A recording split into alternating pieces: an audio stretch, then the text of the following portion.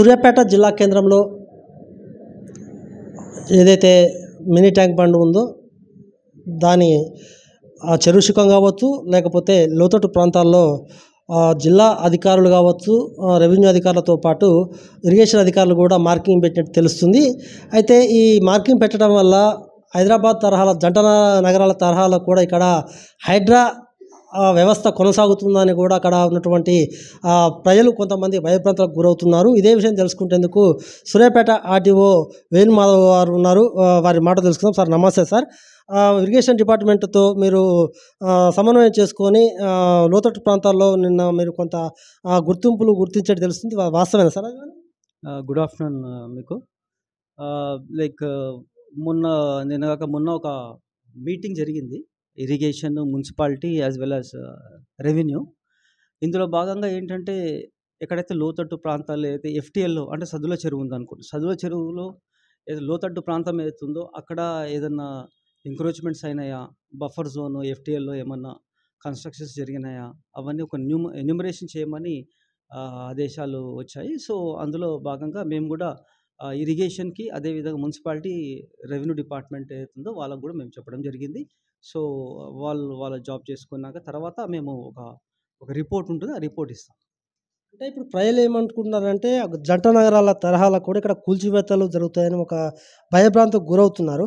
అది అంటే ఇప్పుడు గవర్నమెంట్ నుంచి ఏమన్నా మన సూర్యాపేట పరిధికి ఏమన్నా జియో సర్కులర్ పాస్ చేశారా, లేకపోతే తాత్కాలికం కోసం చేస్తున్నారా? ఎందుకంటే కొన్ని ఇల్లీగల్ కన్స్ట్రక్షన్స్ వస్తున్నాయండి, అది కూడా నివారించాలి.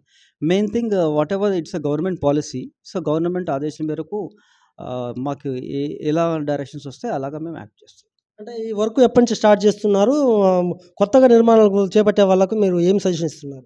కొత్తగా అంటే లీగల్గా ఏమవుతున్నాయో చూసుకోండి ఒకసారి. టౌన్ ప్లానింగ్ ఆఫీసర్ అన్నా కానీ, ఇరిగేషన్ వాళ్ళ దగ్గర నుంచి చూసుకొని కరెక్ట్గా ఎక్కడైతే చెరువులో బఫర్ జోన్ అన్నా కానీ, ఎఫ్టీఎల్ అన్నా కానీ అందులో రాకుండా క్లియర్ కట్ ఏదైతుందో, క్లియర్ లేఅవుట్స్ అన్న క్లియర్గా ఉంటేనే పోతే చాలా మంచిదని నేను కోరుకుంటున్నా ప్రజలకు. అంటే చివరిగా చెప్పండి, ఇప్పుడు ప్రభుత్వం కూడా రాష్ట్ర ముఖ్యమంత్రి రేవంత్ రెడ్డి గారు ఏం చెప్తున్నారంటే, సరే కొత్తగా నిర్మించిన వాటి మీద మేము ఫోకస్ చేస్తున్నాం తప్ప కొన్ని ఏళ్ళ నుంచి సంసారం కుటుంబాలు ఉన్న వాళ్ళ మీద కూడా ఎలాంటి ప్రెషర్ లేదని చెప్తున్నారు. అది కూడా మన సూర్యాపేటలో వర్తిస్తుందా, లేకపోతే దీనికి ఏమన్నా కొత్త ఇన్స్ట్రక్షన్స్ ఇచ్చారా? సార్ ఇప్పుడైతే మాకేమైనా ఇన్స్ట్రక్షన్స్ ఇవ్వలేదు. మెయిన్ థింగ్ ఏంటంటే ఈ ఎఫ్టీఎల్ బఫర్ జోన్లో ఏవైతే ఇలీగల్ కన్స్ట్రక్షన్స్ ఉన్నాయో వాళ్ళకు కొంచెము లైక్ లిస్టింగ్ చేసినాం అనమాట. ఇంకా అవుతున్నది రిపోర్ట్ అయ్యాగానే మేము కలెక్టర్ గారికి ఒక నివేదిక ఇస్తాము. So they will take the decision. RTO గారు చెప్పేది ఒకటే, ఎందుకంటే రాష్ట్ర ప్రభుత్వం ఆదేశాల మేరకే మేము మొత్తం కూడా గుర్తులు పెట్టడం జరిగింది. ఇప్పటికే 2-3 రోజుల నుంచి కూడా ఈ యొక్క వ్యవహారం మొత్తం కూడా మేము క్షుణ్ణంగా పరిశీలిస్తున్నాము. మున్సిపల్ అధికారులు, ఇరిగేషన్ అధికారులు, రెవెన్యూ అధికారుల సమన్వయంతో మేము ముందుకెళ్తున్నాము. ఎందుకంటే రాష్ట్ర ప్రభుత్వం ఏ విధంగా ముందుకెళ్ళామంటే ఆ విధంగా ముందుకెళ్తాం.